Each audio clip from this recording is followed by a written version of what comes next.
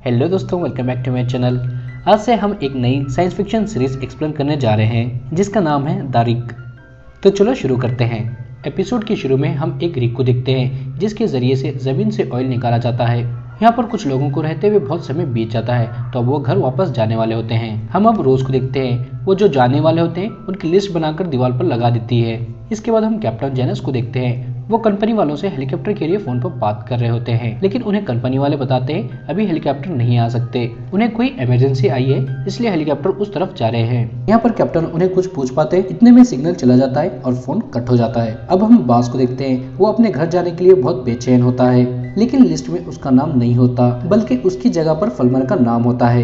ये देखकर वो बहुत दुखी होता है और उसे गुस्सा भी बहुत आता है। अब हम आगे देखते हैं, कैप्टन मीटिंग बुलाते हैं, उन्हें बताने के लिए हेलीकॉप्टर आने के लिए अभी टाइम लगेगा, लेकिन यहाँ पर बास की जगह पर फलमर को भेजने के लिए हंटर उनसे बहस करने लगता है और हमें यहाँ पर पता चलता है रोज और फलमर एक दूसरे से प्यार करते हैं। इस वजह से रोज ने लिस्ट बदल दी है, लेकिन यहाँ पर वो बताती है ये मैंने नहीं किया, ये कंपनी से मुझे ऑर्डर मिले थे। ये सब सुनकर कैप्टन उन सबको बताते हैं कोई भी कहीं पर नहीं जा रहा, जब तक हेलीकॉप्टर आएंगे डनलिन एक नई लिस्ट बना लेगा। ये सुनकर भी हंटर चुप नहीं बैठता और बोलता है हमें अपने घर जाना है, वहाँ पर हमारी फैमिली हमारा वेट कर रही है, तुम्हारे जैसा नहीं है। हमें यहाँ पर पता चलता है कैप्टन की फैमिली एक हादसे में मारी गई है। ये सुनकर कैप्टन उसे बोलते हैं तुम बाद में आकर मेरे ऑफिस में मिलो और जो बोलना चाहते हैं वहाँ पर मुझे बोलो। ये बात कर रहे होते हैं, इतने में यहाँ पर लाइट फ्लिक होने लगती है और इमरजेंसी की सायरन बजने लगती है। ये देखकर कैप्टन सबको सेफ्टी सूट पहनने को कहते हैं। अब यहाँ से कैप्टन कंट्रोल रूम में जाते हैं और उन्हें वहाँ पर पता चलता है सारे जनरेटर बंद हो गए हैं और सब कुछ बैटरी बैकअप पर चल रहा है। और यहाँ पर वो देखते हैं उनके पास की और एक रिग चार्ली में भी प्रॉब्लम हो रहा है, तो उन्हें वो कांटेक्ट करने की कोशिश करते हैं पर उनसे कांटेक्ट नहीं हो पाता और यहाँ पर भी अब सब कुछ हलने लगता है और ऑयल का प्रेशर बढ़ने लगता है। देखकर एल्विन कैप्टन से परमिशन मांगते हैं ऑयल की मशीनों को बंद करने के लिए। ये सुनकर रोज उन्हें बंद करने से मना करती है, लेकिन यहाँ पर कैप्टन बंद करने की परमिशन दे देते हैं और जैसे ही एल्विन उसे बंद कर देते हैं तो उनकी रिग में सारे पावर वापस आ जाते हैं, लेकिन फलमर उन्हें बताता है रेडियो अभी भी काम नहीं कर रहा। ये सुनकर कप्तान उसे पूछते हैं क्या रेडियो को छोड़कर और कोई रास्ता है कंपनी से कांटेक्ट करने का, तो फलमर उन्हें एक छोटा सा रेडियो देता है और उन्हें कहता है इसका सिग्नल हेली कैरियर पर मिल जाएगा। ये सुनकर कैप्टन उसके पास से वो ले लेते हैं और हेली कैरियर पर जाने लगते हैं और यहाँ पर फलमर सबको बताता है अब खतरा टल गया है तो आप लोग अपने इमरजेंसी सूट को निकालकर अंदर रख सकते हैं। ये सुनकर अब वो अपने सूट निकालकर वापस रखने लगते हैं, पर यह हंटन सबको बताता है ये इनकी चाल थी हमें मीटिंग रूम से बाहर निकालने के लिए और उन्हें भड़काने लगता है। लेकिन यहाँ फिर से भूकंप चालू होता है और सारा रिग हिलने लगता है। थोड़ी देर के बाद सब हल्ला अपने आप बंद हो जाता है। हम कैप्टन को देखते हैं, वो कंपनी को कांटेक्ट करने की कोशिश कर रहे होते हैं और इतने में वो दिखते हैं बहुत ज्यादा स्मोक उनके पास आने लगा है और दिखते ही दिखते वो स्मोक सारे रिग को घेर लेता है। और अब हम कप्तान को देखते हैं, वो कंट्रोल रूम में आ जाते हैं और वो यहाँ पर बताते हैं अभी भी सिग्नल इसमें नहीं आ रहा है और वो उनसे पूछते हैं यहाँ पर क्या हाल है, तो एल्विन उन्हें बताते हैं स्मोक से पूरा रिग ढक गया है और पूरा रिग बंद हो गया है और पावर और कंट्रोल सब ठीक है, लेकिन रेडियो और फोन का नेटवर्क अभी भी नहीं आ रहा। और कैप्टन उनसे पूछते हैं यहाँ सब कुछ हल क्यों रहा था, तो एल्विन उन्हें बताते हैं शायद यहाँ पर भूकंप आया था। वो बोलते हैं हम हमेशा जमीन को परेशान करते रहते हैं तो हमें भी जमीन कभी ना कभी परेशान करेगी ना। ये सुनकर रोज उन्हें बोलती है ऐसा नहीं हो सकता क्योंकि यहाँ पर भूकंप नहीं आते। बोलती है हमने प्लांट के सारे प्रेशर को कम कर दिया था, इस वजह से ऐसा हुआ होगा। ये सुनकर एल्विन उसे बोलते हैं कभी नहीं हुआ इसका मतलब ऐसा नहीं है कि ऐसा कभी नहीं होगा। वो बोलते हैं अगर यहाँ पर सच्चे में भूकंप आया है तो यहाँ पर बहुत सारी जानें चली जाएगी। ये सुनकर कप्तान उन्हें बोलते हैं हम बिना जान करके कुछ नहीं कर सकते, हमें रेडियो को चालू करना होगा।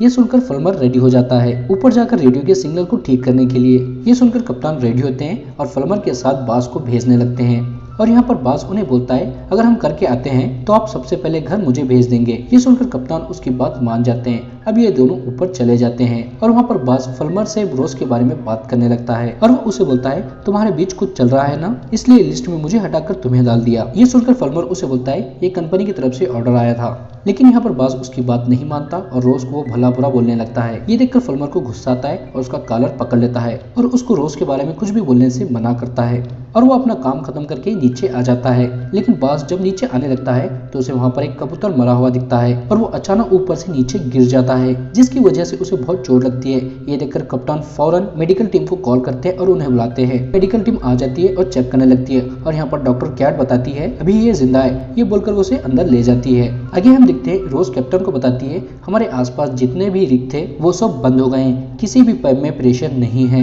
मुझे लगता है यहाँ पर कुछ तो गड़बड़ है।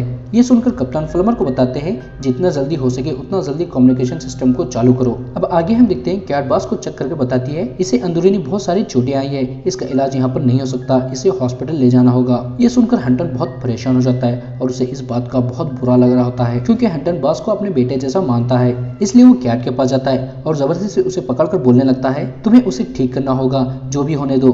कैट ये देखकर डर जाती है और उसे मारकर वहां से चली जाती है और उसे अपने काम से दूर रहने को कहती है। अब हम फलमर को देखते हैं, वो रेडियो पर कंपनी से बात करने की कोशिश कर रहा होता है लेकिन कंपनी से उसे कोई भी जवाब नहीं आता और इतने में यहाँ पर रोज आती है और वो फलमर को समझाती है ये तुम्हारी वजह से नहीं हुआ। दरअसल फलमर बास की हालत का जिम्मेदार अपने आप को समझ रहा होता है। यहाँ पर रोज उसे शांत करती है और आगे हम देखते हैं बास होश में आ जाता है, उसकी आंख खुलती है, उसकी आंखों में हम देखते हैं बहुत बड़ी सुनामी पानी में आ रही है। अब यहाँ से आगे हम देखते हैं हंटन कैप्टन के पास आता है और उसके साथ बास को ऊपर भेजने के लिए बहस कर रहा होता है। ये सुनकर कप्तान अब उससे बहुत तंग आ जाते हैं और उसे डांट कर यहाँ से चले जाते हैं। उनके जाने के बाद हंटन को यहाँ पर एक फाइल दिखती है, ये लेकर वो हेलीकॉप्टर के ऊपर जाता है और वहाँ सबको इकट्ठा करके कैप्टन के ऊपर भड़काने लगता है। इतने में यहाँ पर कप्तान आते हैं, उसको शांत करने की कोशिश करते हैं और अब वो कप्तान आने के बाद वो उन सबको फाइल दिखाता है और कप्तान को सब सच बताने को कहता है। तो कप्तान उन सबको बताते हैं कंपनी ये रिग को बंद करने वाली है, लेकिन मैंने बहुत कोशिश की इसे चालू रखने की, लेकिन मैं कुछ नहीं कर सका। लेकिन मैं आप सबसे वादा करता हूँ आप सबको इस मुसीबत से निकालकर मैं घर वापस भेज दूंगा। और इतने में हम देखते हैं यहाँ पर राख गिरने लगी है। ये देखकर वो सब हैरान होते हैं और उनकी हैरानी को बढ़ाने के लिए यहाँ पर बास अपने पैरों से चलकर आता है और उन सबको बोलता है अब बहुत देर हो चुकी है, सब शुरू हो गया है। और ये एपिसोड यहाँ पर खत्म हो जाता है। दोस्तों अब आगे के एपिसोड में हम देखेंगे बास के बचने की उम्मीद बहुत कम थी, लेकिन वो अपने पैरों से इतनी ऊपर चढ़कर कैसे आया और वो रात क्यों गिर रही है। अगर आप इसका नेक्स्ट एपिसोड देखना चाहते हैं तो कमेंट में नेक्स्ट एपिसोड टाइप करें और जाते जाते वीडियो को लाइक करें और ऐसे वीडियो देखने के लिए मेरे चैनल को सब्सक्राइब करें।